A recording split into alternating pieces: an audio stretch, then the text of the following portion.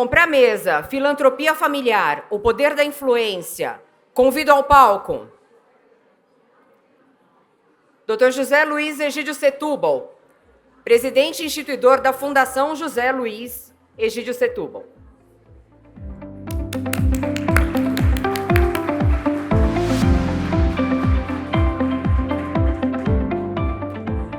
Mariana Moura, presidente do Conselho de Família da Baterias Moura.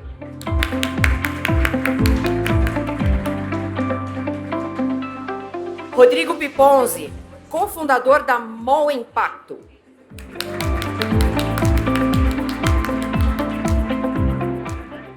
E na moderação,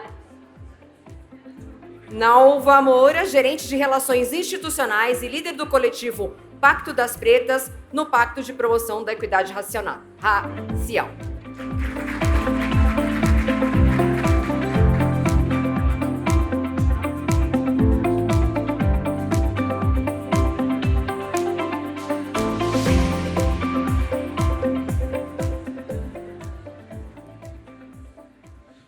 Boa tarde a todos, todas e todes. É um prazer estar aqui com vocês.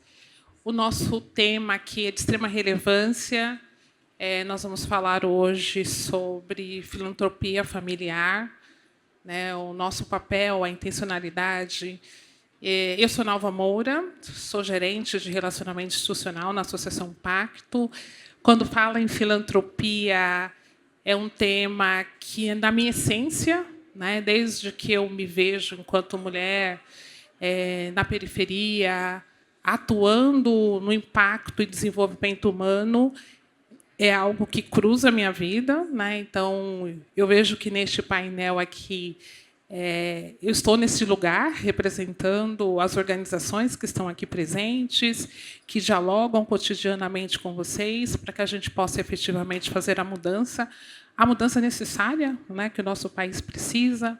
Então, nós temos aqui representantes que falam sobre educação, representantes que falam sobre pesquisas, possibilidades de trabalhos em territórios. Então, eu gosto de pensar esse cenário e este painel, porque nós temos muitos nós, né? O tema aqui é quais são os nós, né, dessa filantropia. Então, nós vamos ter essa oportunidade, né, de falar sobre esses nós, cada um do seu lugar, a influência e como é que nós nos conectamos, porque filantropia é isso, né, você pensar como eu me conecto, como eu trabalho com propósito, mas como eu transformo. Né? Ela está numa linha estratégica para além das ações emergenciais, que eu sei que vocês também fazem, mas o foco é aqui como eu gero impacto, como eu contribuo com a mobilidade social e econômica do nosso país. Eu vou... Aí eu já tenho uma plaquinha ali anunciando o meu tempo. O que nós vamos fazer? Uma primeira rodada, em que cada um se apresenta, conta um pouco do que tem feito, e, a partir do que tem feito, o segundo momento, vocês terão 5 minutos, tá bom?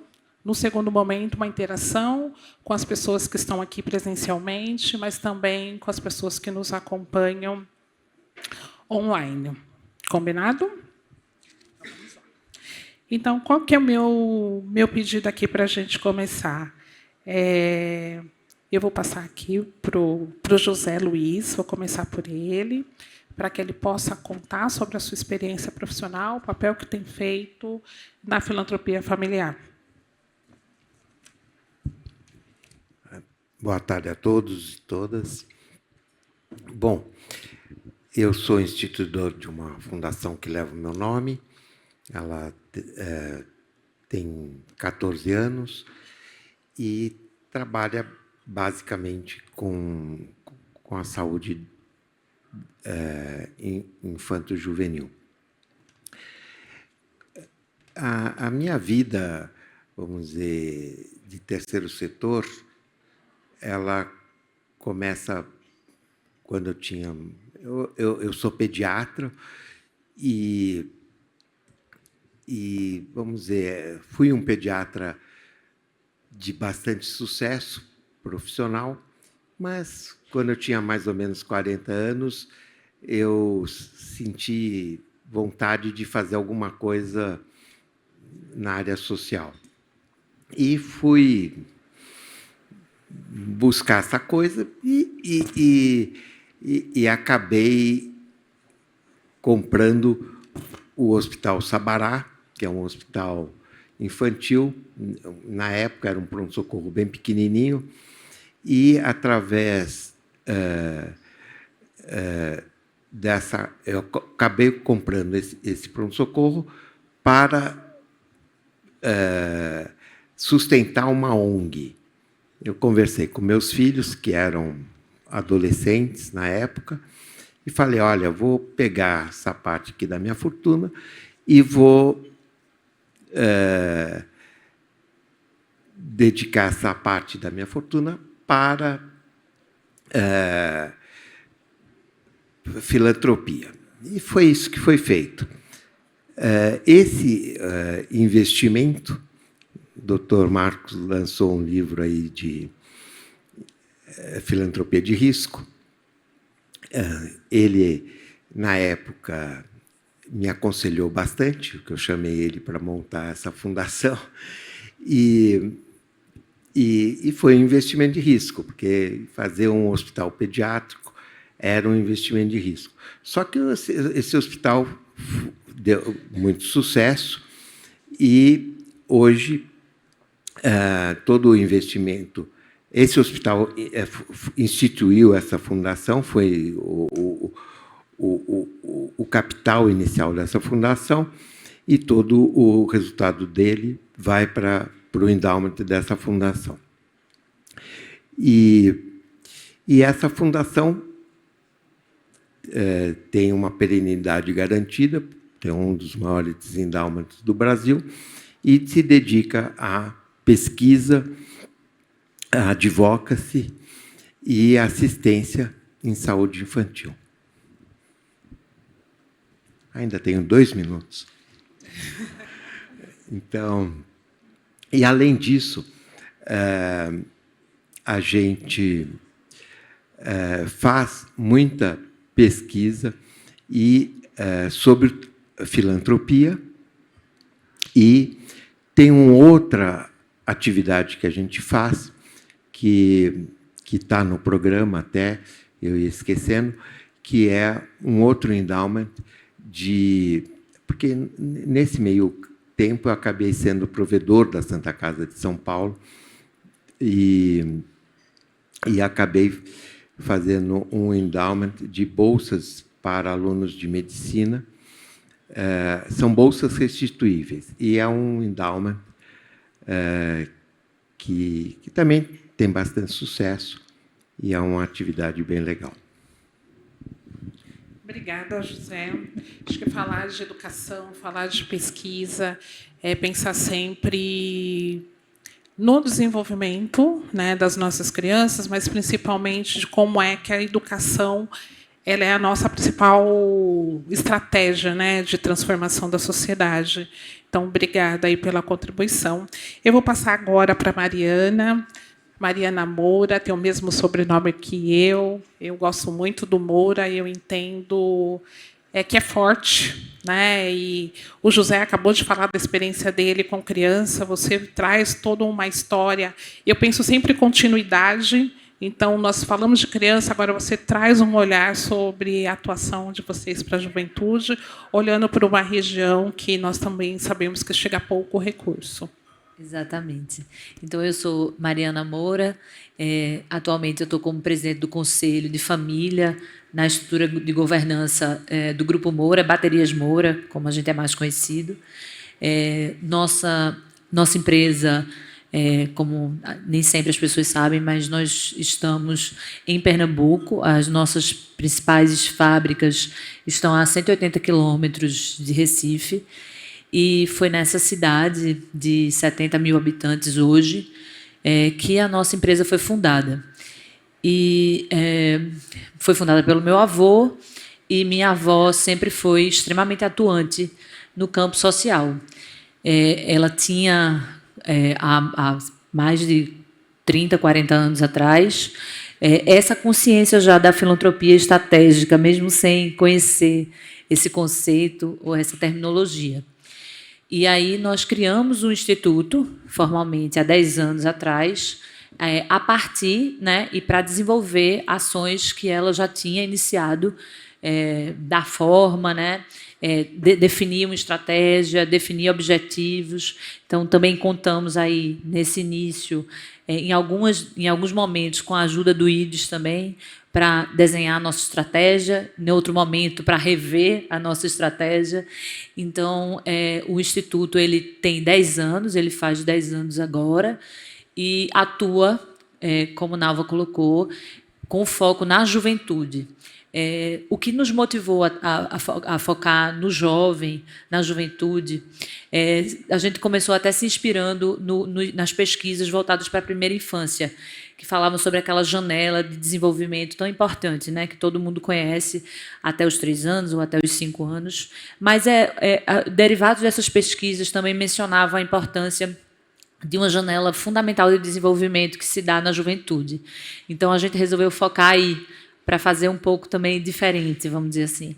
E a gente foca em apoiar o desenvolvimento de jovens, a gente até fala, dar aquele empurrãozinho, né? Criar aquela oportunidade para que eles possam encontrar os seus próprios caminhos. Então, hoje, a gente tem programas voltados para apoiá-los no seu desenvolvimento do que a gente chama de habilidades para a vida. Essas são atividades que acontecem na sede do Instituto, com atividades de contraturno, variadas, extremamente variadas, sempre apoiadas por outras organizações que dominam essas metodologias, nessas atividades de contraturno, na robótica. E a gente tem também, em paralelo, mas extremamente importante desde o nosso início de trabalho, um trabalho muito próximo, pelo menos no momento, está muito próximo à educação do município. Esse é um dos nós, né? Um dos grandes nós que a gente pode desenvolver aí um pouquinho também ao longo dessa conversa. Essa parceria, essa proximidade com o poder público, ela tem um poder muito grande de escalar, né? De gerar impacto, mas também implica em algumas dificuldades ao longo desse caminho. Então, eu adorei, só queria terminar aqui minha fala, essa primeira fala, falando que desde o começo eu adorei o título desse evento. Eu acho muito corajoso a gente trazer nuance para as nossas conversas, sabe? Eu gosto muito da ideia dos nós como nós aqui, mas os nós como as dificuldades, como os embrólios, né? E acho que esse espaço que se cria para uma reflexão de verdade, quando você abre espaço para as nuances. Então, parabéns pela escolha do tema e estou animada aqui para trazer outras nuances. Com certeza. Obrigada, Mariana. Você traz um ponto que é determinante. Na juventude, a gente precisa sonhar, né, para conseguir ir para o próximo nível. E quando eu penso, né, que o Brasil saiu de 136 anos, né, nós estamos pós-escravização, 136 anos. Se eu olho para a periferia, o número de jovens que morrem cotidianamente, projetos como o seu eles são fundamentais, porque é a maneira que a gente tem de romper a invisibilidade, mas também trazer um imaginário de que é possível chegar. Então, precisa trabalhar socioemocional, precisa trabalhar inclusão digital, precisa de outros capitais também, de abertura de oportunidades para romper o ciclo da pobreza. Às vezes a gente olha por uma direção, mas trabalhar juntos, pensar territórios e pegar os nichos são essenciais. Rodrigo, agora é com você.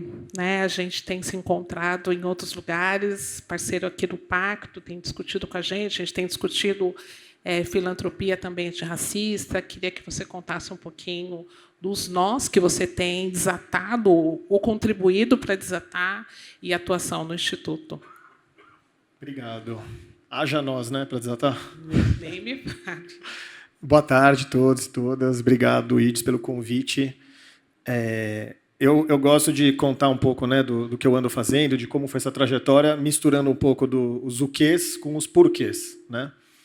E acho que é legal começar essa história contando, né, que eu sou 4ª geração de uma família empreendedora, fundadora da Droga Raia, hoje grupo RD Saúde, né, e desde cedo eu cresci nesse contexto, né, de ver uma família prosperando dentro do varejo farmacêutico, mas sempre com uma postura rebelde de que aquilo não me pertencia e não era ali que eu ia trabalhar. E eu fui empreender muito cedo, né, eu virei empreendedor social meio sem querer, no momento em que eu tive, acho que, de um lado, a sorte de conhecer uma organização social, o GRAAC, que mudou completamente a minha vida, quando eu entendi o que era, né, o exemplo de pessoas que realmente entregavam, né, as suas potências e seus privilégios pela sociedade, né, e, ao mesmo tempo em que eu comecei a ficar muito perturbado, acho que essa é a palavra mesmo, com os meus próprios privilégios e com a maneira como a gente lidava, né, com as questões sociais no país. Para mim era muito absurdo a gente criar quase que uma camada ali de ignorância em que a gente simplesmente fingia que aquilo não existia, né? Eu brinco que eu me tornei empreendedor social sem querer, porque eu criei a MOL como um negócio tradicional e ela virou um negócio de impacto social quando ela resolveu criar uma revista que seria vendida na rede de farmácias da família com renda revertida para o GRAAC, que era essa organização do meu coração. E aquilo não só deu muito certo, né, construiu um hospital para o GRAAC, como virou um modelo de negócio que a gente escalou pelo Brasil inteiro e que me colocou num lugar muito legal de perceber que trabalho, né, e impacto social podiam se unir, né? Foi assim que nasceu a MOL e foi assim que a MOL prosperou e prospera até hoje. Ao longo dessa jornada, né, eu falei de privilégio, falei dessa ignorância que eu sentia muitas vezes entre meus pares, e eu comecei a investigar isso de uma forma mais profunda, né? Eu comecei a entender, olhando para mim, né, que mesmo com o chapéu de empreendedor social e mesmo com essa rebeldia, que era até ingênua, de achar que eu ia ficar distante do negócio da família, porque muitos anos depois eu fui perceber que aquilo era um grande ativo que eu tinha à minha disposição para poder influenciar e, de alguma forma, né, poder promover impacto positivo. Mas eu acho que dentro desse contexto, eu comecei a perceber que o privilégio era algo muito forte.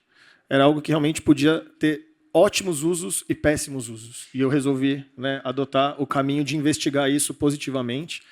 Né? Quando eu comecei a investigar isso, eu comecei a perceber que pouca gente falava sobre isso, que isso era extremamente desconfortável.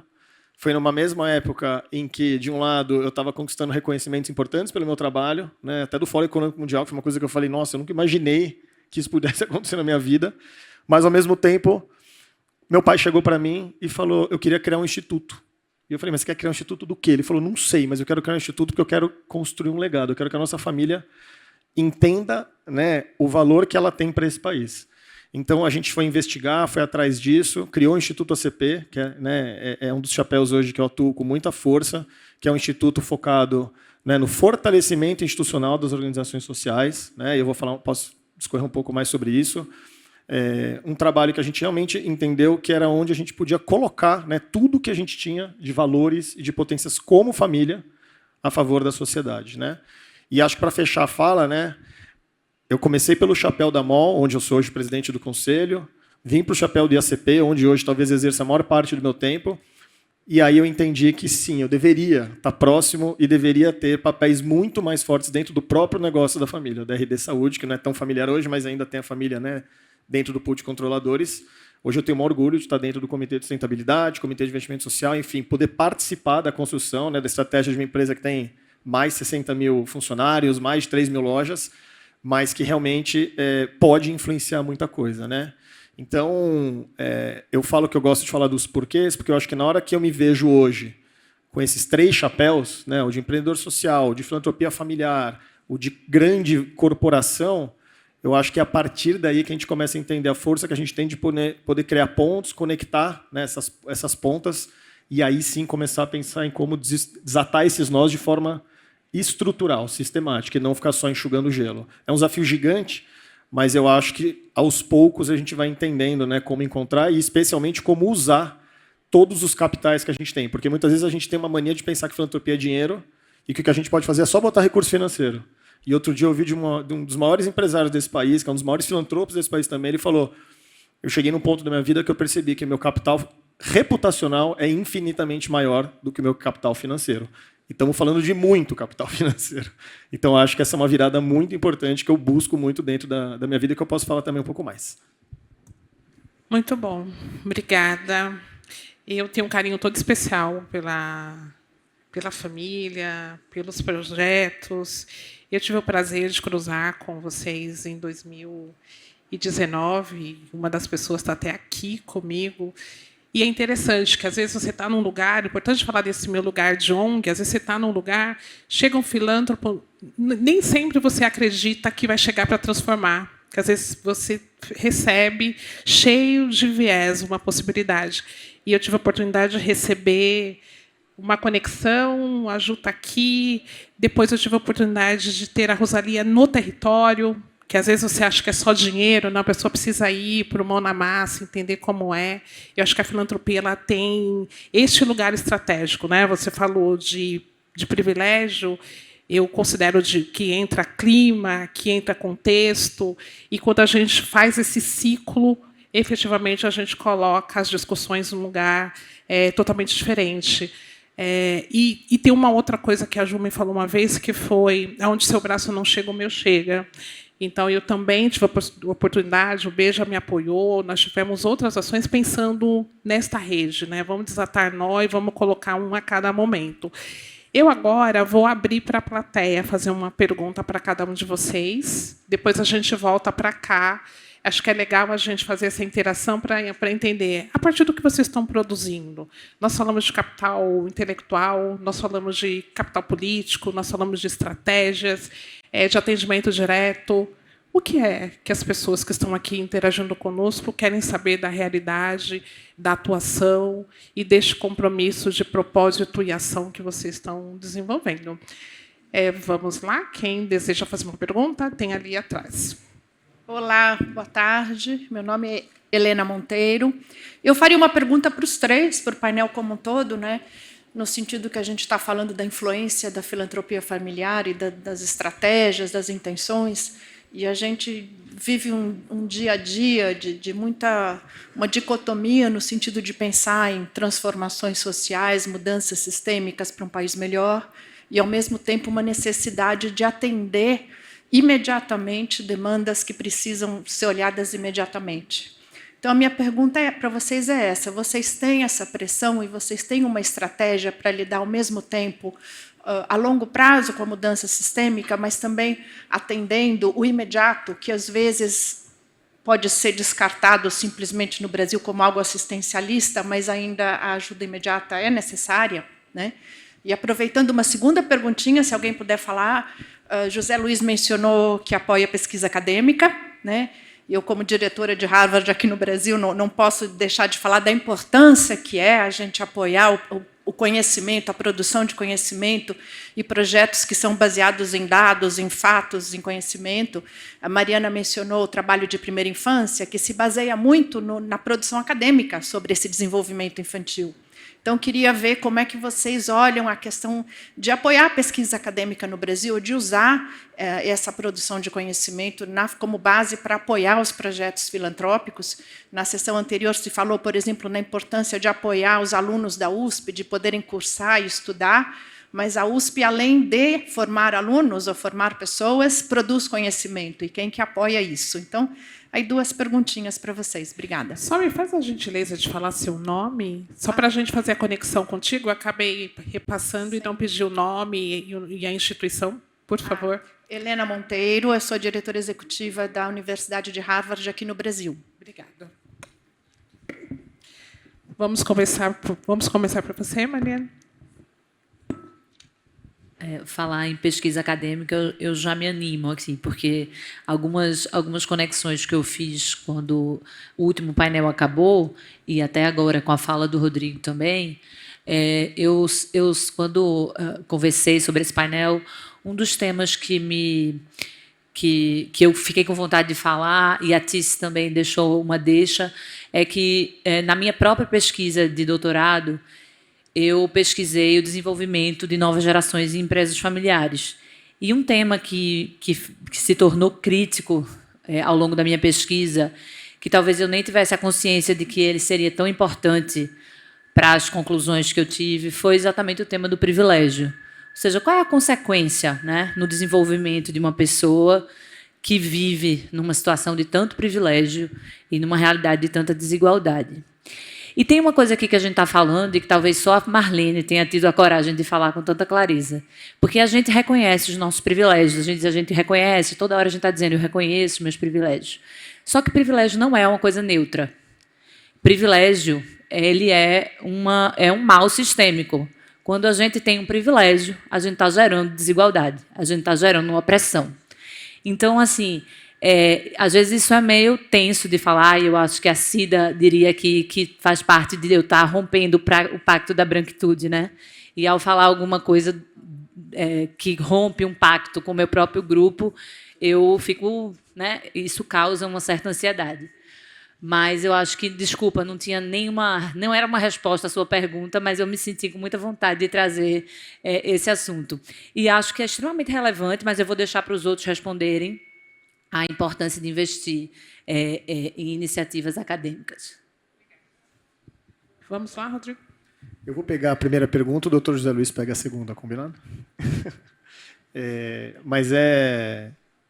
Eu só vou complementar o que ela falou, 10 segundos, mas eu acho que a gente está até falando ali nos corredores, né? Falar sobre privilégio é ter conversas desconfortáveis, e muitas vezes isso assusta. Então, enfim, Mas eu acho que, só voltando à pergunta, né? Quando a gente fala da questão da filantropia estratégica, da filantropia emergencial, né? E num contexto como o nosso, eu gosto de pensar, né, que dentro do trabalho que a gente faz no IACP, Instituto ACP, para quem não sabe, gente, ACP são as iniciais do meu pai, Antônio Carlos Piponza, e nosso Instituto Familiar. Eu falei rápido só para marcar.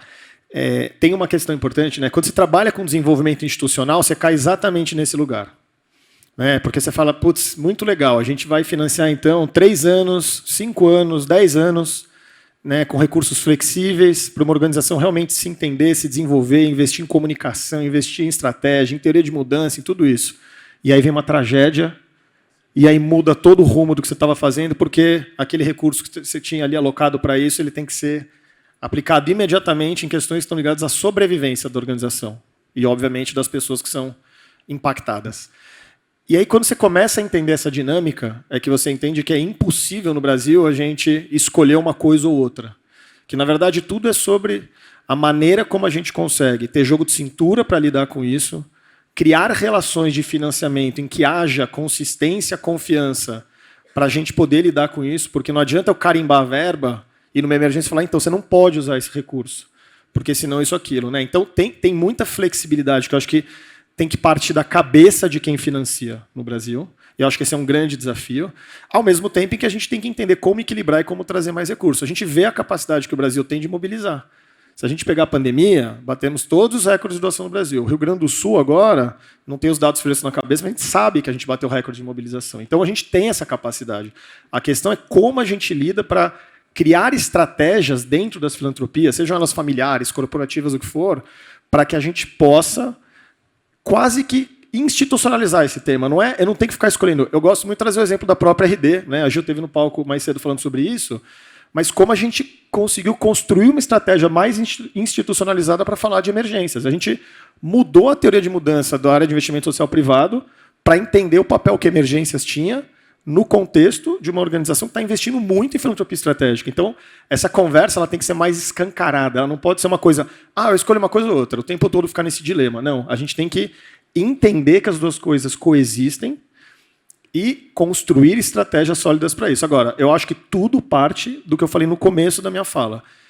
E aí é o privilégio de poder trabalhar com o desenvolvimento institucional. Quando você vai lá, conhece, entende, dá as mãos e trabalha junto, escuta, cria relações muito mais horizontais e muito mais equilibradas, essas respostas elas emergem de uma forma muito mais natural do que a gente ficar no nosso escritório desenhando essa estratégia.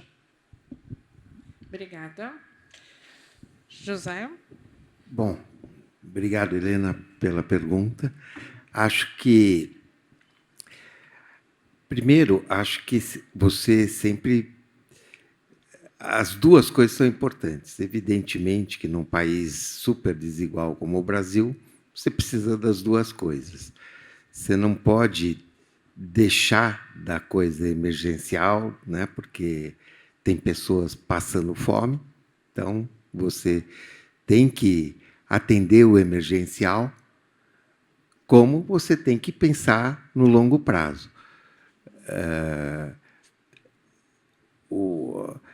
A gente, na nossa fundação, pensamos muito mais em estratégias de longo prazo. Mas, por exemplo, na pandemia, nós atuamos em em estratégias emergenciais. Na crise humanitária Yanomami, nós atuamos junto com a Unicef, trazendo leite para as crianças indígenas. No Rio Grande do Sul, a mesma coisa. Mas a estratégia, no plano estratégico da Fundação, é de longo prazo. A nossa fundação, ela é uma holding social, né? Ela tem um hospital que faz assistência, um hospital da medicina suplementar, mas tem um instituto de ensino e pesquisa e tem um instituto de advocacy. No Instituto de Ensino e Pesquisa, a gente tem parceria com vocês aqui, mas temos parcerias com a USP, com a Unicamp, com várias universidades brasileiras. Fazemos pesquisas acadêmicas em parcerias com as instituições de ensino e temos pesquisadores próprios. O Marcos Paulo é um professor que tem um departamento de pesquisa que tem, embaixo dele, 40 pesquisadores na área social, não é na área médica, de ciências sociais. E, entre as coisas que tem pesquisadores, são pesquisadores para pesquisar o setor, o terceiro setor, que se conhece muito pouco, né? Então, e de pesquisa acadêmica. Eu acho que a pesquisa acadêmica é essencial para gerar conhecimento nosso, né? Conhecimento aqui brasileiro, né? Então, ter parcerias com Harvard é essencial. Ter professor Shankoff, que é um professor de primeira infância, é essencial para trazer o conhecimento de Harvard para, junto com os pesquisadores brasileiros, trazer o conhecimento sobre a primeira infância no Brasil. Acabou meu tempo. Acho que só para contribuir com este ponto, eu gosto sempre de pensar a assistência social enquanto um nível, às vezes emergencial, em outros territórios, o primeiro passo para você conseguir fazer o desenvolvimento econômico. Então, assim, pensar na estratégia sempre que precisa trazer redistribuição de renda, que precisa levar as pessoas a refletirem e irem para um outro nível, porque a gente ainda se depara hoje com situações de que tem uma comodidade, né? Então, eu tenho um problema que é latente, acho que a fome é o nosso maior nó, mas como é que eu faço o desenvolvimento local para contribuir para as pessoas saírem deste desafio? Pesquisa nos ajuda, educação, emprego, mas tocar, sobretudo, em alguns problemas, né? Se você pega o problema hoje de pessoas em situação de rua, saúde mental, a situação da população preta, olhar o cenário das mulheres que empreendem. Então, você tem aí pequenos pontos que dá para a gente juntar forças para mudar este cenário de assistência. A assistência passa a fazer parte de uma estratégia e a gente consegue evoluir. Tem uma pergunta lá atrás. Eu acho que dá para fazer mais uma ainda, então a gente consegue fazer 2 perguntas. A minha sugestão é fazer as 2, e aí a gente tem condições de responder, e aí depois eu trago para as considerações finais. Boa tarde. Gente, eu vou falar no português da favela. Eu vou falar no modo que se fala na favela, porque eu não tenho palavras bonitas, eu não sei falar esse português bonito, mas eu sei do que realmente a favela precisa. Então, eu não quero só ter um nome que favela é potência. Eu quero ter isso na realidade. Eu quero ver a confiança em mostrar que a favela é potência. Então, quando se diz de filantropia, de arrecadação, de verba, quanto será desse dinheiro que está chegando dentro da comunidade? quanto é que a comunidade está realmente fazendo parte dessa decisão do que vai ser feito ali dentro, do que de fato vai mudar a nossa realidade. Porque eu estou cansada de achismo dentro da comunidade, de quem vem de fora com a ideia já formada do que a gente precisa. Então, hoje eu estou aqui representando, sou uma das diretoras da nossa cidade, somos 3 diretores. Eu era, entre aspas, só uma liderança comunitária. Eu sabia o problema da minha comunidade e de mais 3 comunidades pequenas ao entorno. Então, comunidades essas que, na pandemia, se não fosse os nossos braços, não teria solução, teria morrido muita gente. Porque o que criaram, falando de distanciamento, de doações, serviam para o asfalto, não para o morrão. Porque se eu espio na minha janela, acerta no beco embaixo. Então, só para vocês terem ideia que a luta foi muito grande.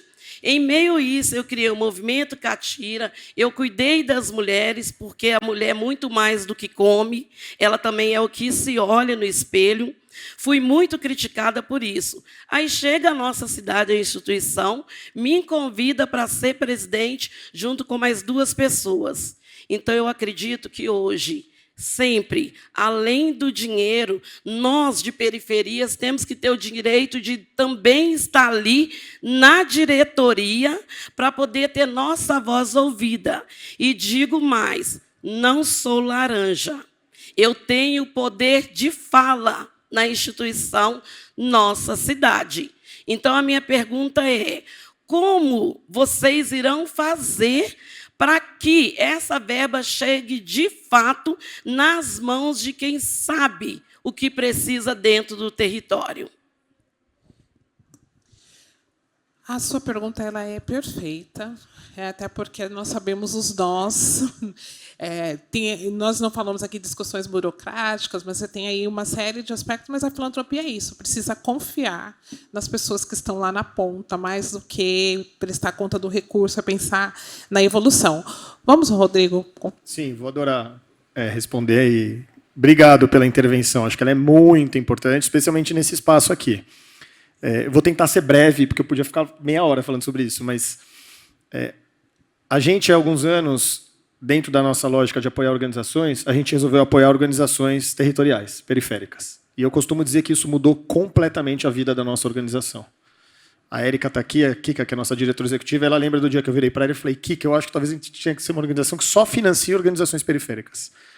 Né? Porque isso mudou completamente a nossa realidade do ponto de vista de como fazer filantropia. Né? Teve um primeiro movimento que foi super importante. Uma das organizações que a gente apoiou foi o Instituto Baixada Maranhense, que tem uma liderança que é a Diane, que foi uma pessoa de quem a gente se aproximou muito, aprendeu muito junto com ela, aprendeu muito sobre como fazer juntos. E o primeiro movimento que a gente teve depois dessa parceria, com ela ainda em andamento, foi convidá-la para o nosso conselho. Diane hoje é conselheira da organização, o que é algo absolutamente incomum dentro de uma lógica de você convidar alguém que está sendo beneficiado, em tese, para o seu conselho, porque isso pode gerar conflito de interesse. E eu falei, não tem conflito de interesse nenhum, tem muito mais aprendizado do que conflito aqui. Dentro dessa lógica, há alguns anos a gente começou a discutir muito com a iniciativa PIPA, né? Todo o levantamento que eles fizeram da falta de democratização do acesso a recursos no Brasil. Para quem não sabe, mais da metade das organizações periféricas brasileiras vivem com menos de R$5.000 por ano, sendo que metade delas, ou 1/3 delas, não lembro exatamente, vive com 0, trabalho voluntário. E a gente falou, esse dado é horroroso, mas assim, como que a gente faz alguma coisa dentro de uma lógica, de uma organização familiar, que tem não só o poder de fazer, mas o poder de influenciar, dar o exemplo e chamar mais gente para fazer junto? A gente criou um fundo, uma parceria do IACP com a iniciativa PIPA, com a ideia de ser um fundo piloto, que a gente co-investisse com 50% do recurso, os outros 50% a gente captou, com 2 organizações brasileiras e uma internacional, mas um fundo piloto que vai apoiar 10 organizações periféricas em todas as regiões do Brasil, por 3 anos, para a gente provar a tese de que se a gente aportar recursos livres, flexíveis em organizações periféricas, a gente vai mudar a realidade das organizações, das lideranças e das comunidades. E, obviamente, das vidas que estão sendo beneficiadas. Por que a gente fez isso? Porque essa é uma forma de parar de falar e começar a fazer. É um projeto pequeno, por enquanto, que vai doar R$1,5 milhão, é muito pouco, é quase nada porque a gente precisa, mas que, de repente, pode começar a dar recados importantes sobre como a gente endereça isso. Então, talvez, eu contei 2 exemplos, mas, para mim, a grande resposta é a gente tem que parar de falar e tem que começar a fazer. Eu concordo plenamente contigo. Tem uma outra discussão de que assim você descentraliza o recurso que normalmente chega nas mãos dos grandes institutos.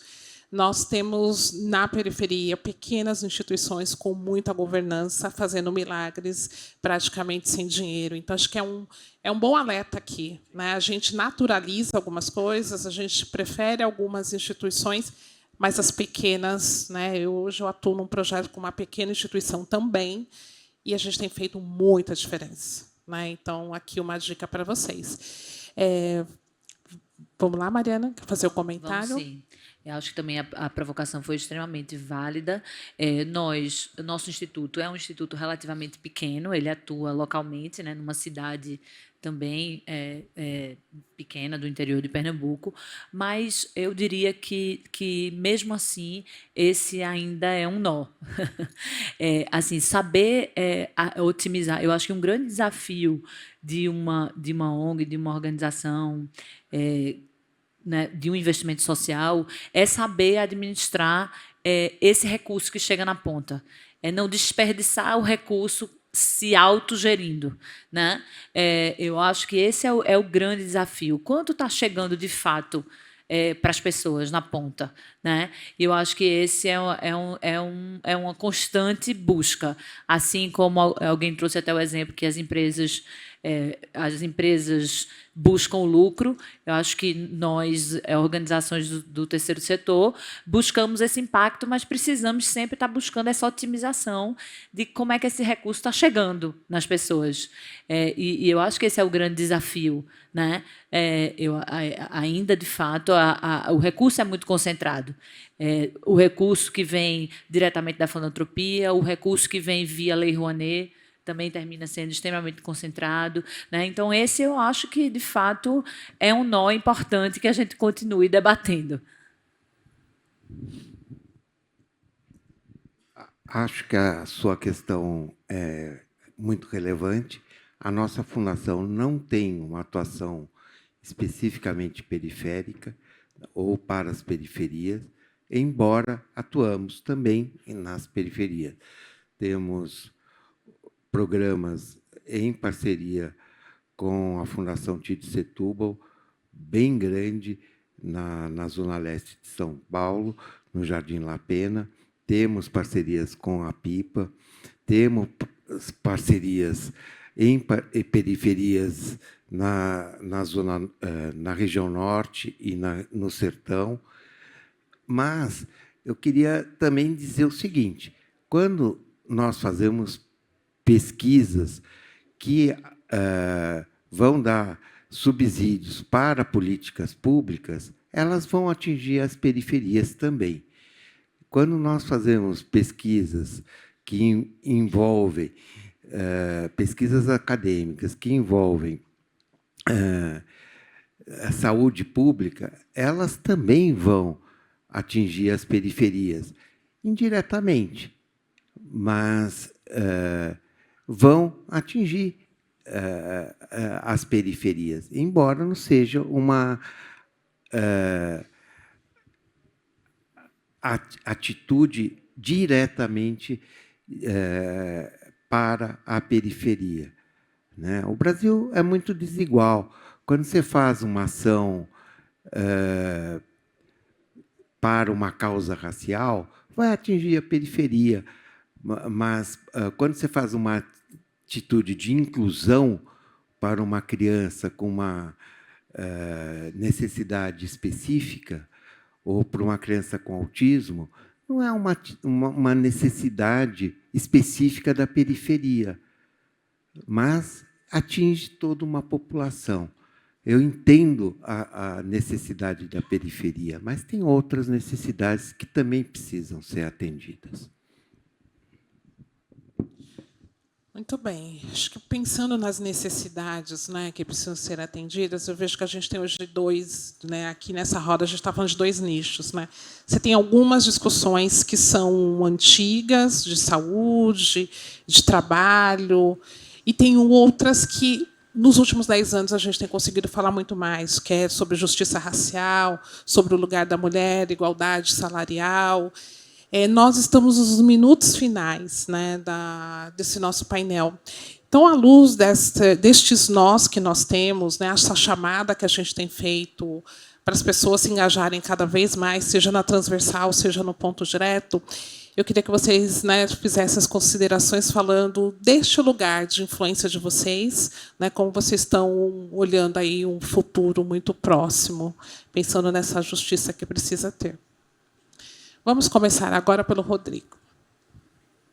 Bom, eu acho que a minha consideração final vai muito na direção do próprio nome do nosso painel aqui, né? Que é entender, eu acho que a potência da filantropia familiar. Eu falo que de todos os recortes da filantropia brasileira, talvez a familiar seja aquela mais potente, porque ela tem um acúmulo absurdo de capitais, ela tem uma propensão a tomar mais risco, ela é mais desburocratizada e ela pode ser muito mais profunda se ela for feita com qualidade, né?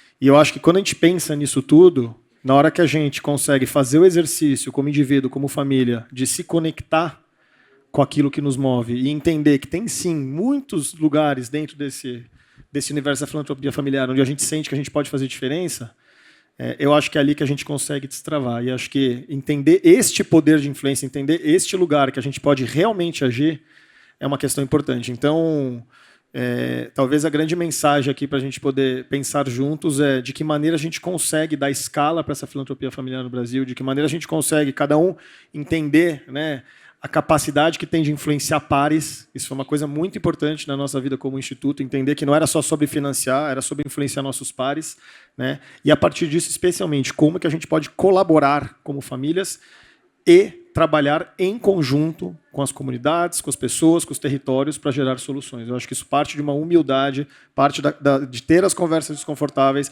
parte de a gente quebrar paradigmas e quebrar velhos vícios da filantropia para a gente começar a fazer diferente. Eu acho que a gente tem que ter essa capacidade. Verdade. Obrigada. José, agora contigo. Eu concordo com o Rodrigo. Acho que o grande papel da filantropia familiar está no seu papel da influência, né? Quer dizer, eu falo muito que o papel talvez mais importante da filantropia não está na capacidade de arrecadar que ela tem, porque eu sempre gosto de usar o exemplo da pandemia. Na pandemia foi o ano que mais se arrecadou para a filantropia no Brasil, e se arrecadou mais ou menos 6 bilhões e meio de reais, que é 1 bilhão de dólares. O orçamento do Ministério da Saúde é 200 bilhões. Quer dizer, o que 1 bilhão de dólar ou 6 bilhões vai fazer para a saúde? Zero. Então,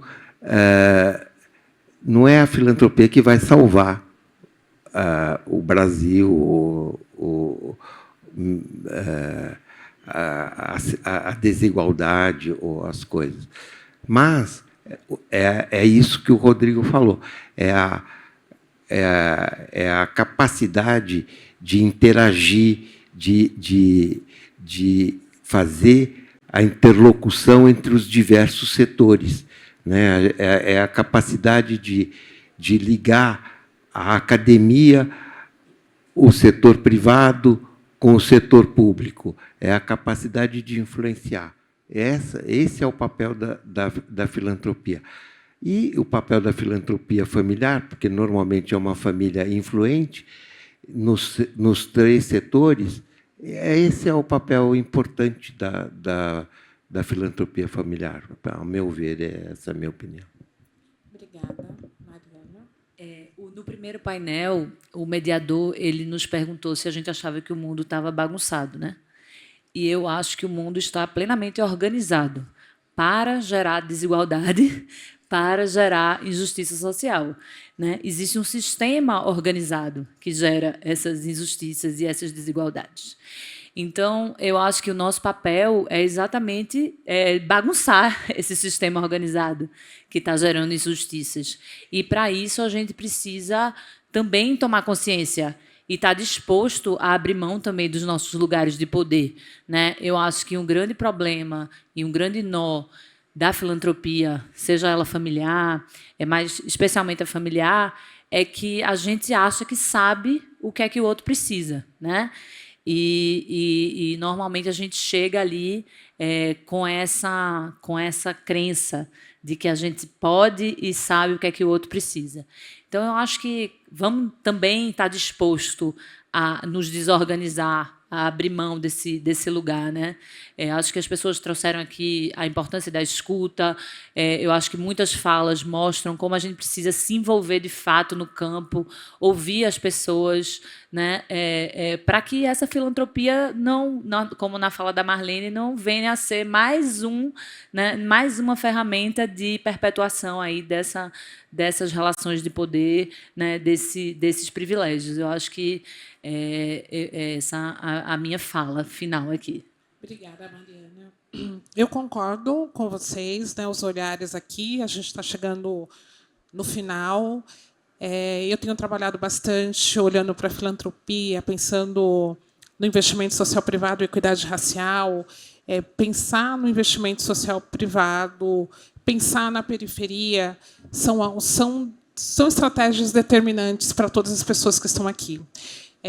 Nós temos uma sociedade ideologicamente construída em cima de uma estrutura que ainda é machista, que ela é sexista e ela é principalmente racista, né? E se a gente desnaturalizar de que as coisas devem funcionar da forma que está, aí sim a gente começa a construir uma sociedade totalmente diferente. Porque enquanto a gente ainda se colocar no lugar de que alguns temas não precisam ser tratados ou outros temas não fazem parte do meu nicho, totalmente conectados, né? Então, é necessário ter este incômodo, olhar para o lugar de privilégio e, do outro lado, também do desprivilégio, e fazer a busca, que é esse movimento que nós, empreendedores negros, empreendedoras negras, estamos fazendo, de que assim, existem lacunas, precisam ser rompidas.